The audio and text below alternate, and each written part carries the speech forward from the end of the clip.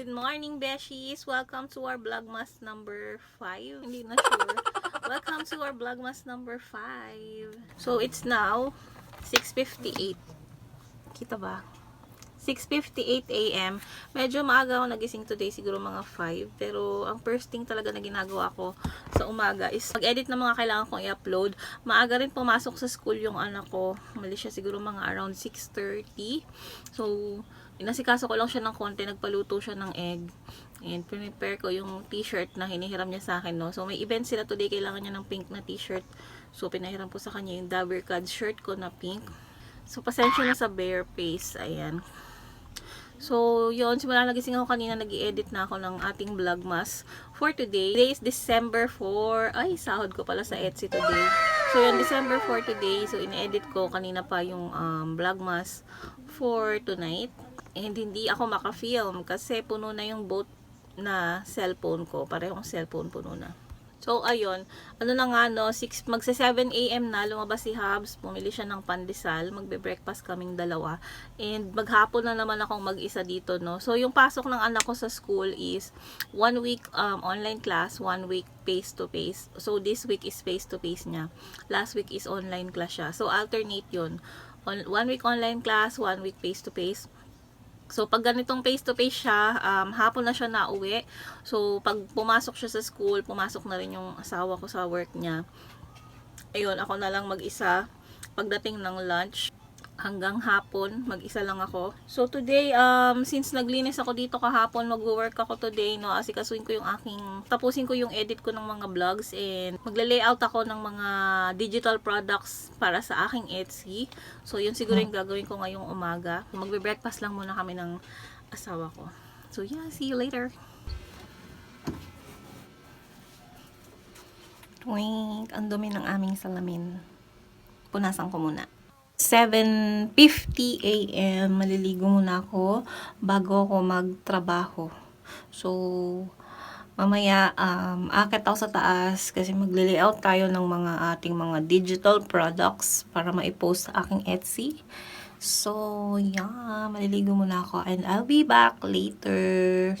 Nag-edit pa ako ng aking vlogmas number 4 na kailangang i-upload tonight. Medyo mahirap. Medyo nahihirapan ako sa vlogmas.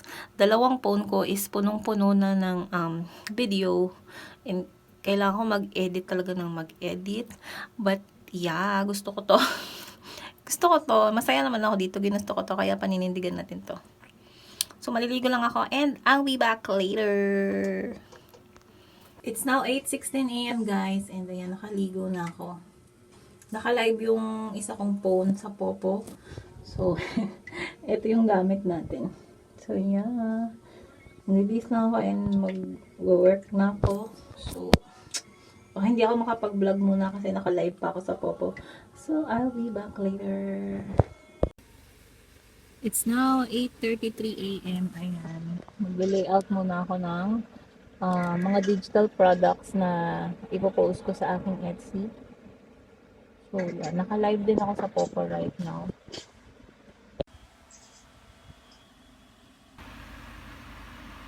10:58 a.m. Ayan, mag-isa lang naman ako. Sabi ng anak ko, alas 7 pa daw yung uwi niya. So, yeah, mag-asikaso muna ako ng lunch. Tigil ko muna tong aking work.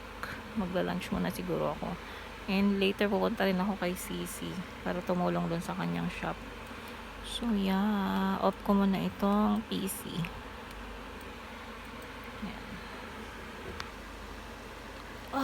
Still not feeling well. Masakit yung lalamunan ko. So, yeah. Mamaya ulit.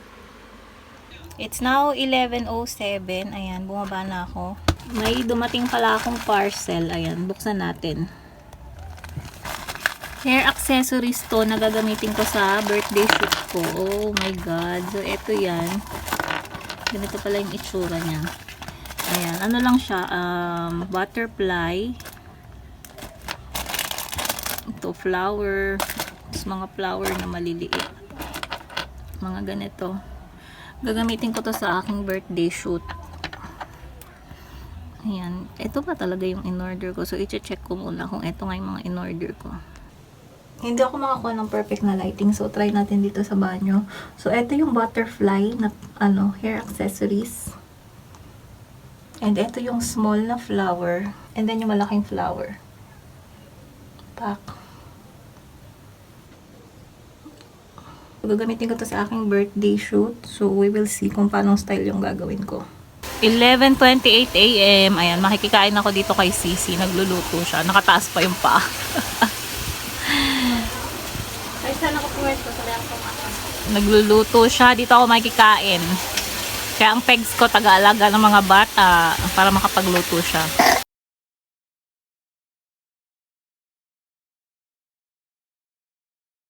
It's now 12:10 PM. Ayan, pupunta ako kay Lasisi, doon ako makikikain. Magdadala lang ako ng rice, tsaka meron akong 2 egg. Nagluto siya ng adobo.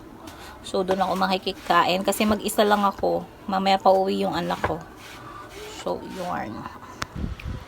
So, ayan ang adobo ni Sisi. Tapos yung egg. Kain sila. Dito ako makikikain. Hi mga besh, it's now 7:04 PM. Ayan. So, ito yung ginagawa ko.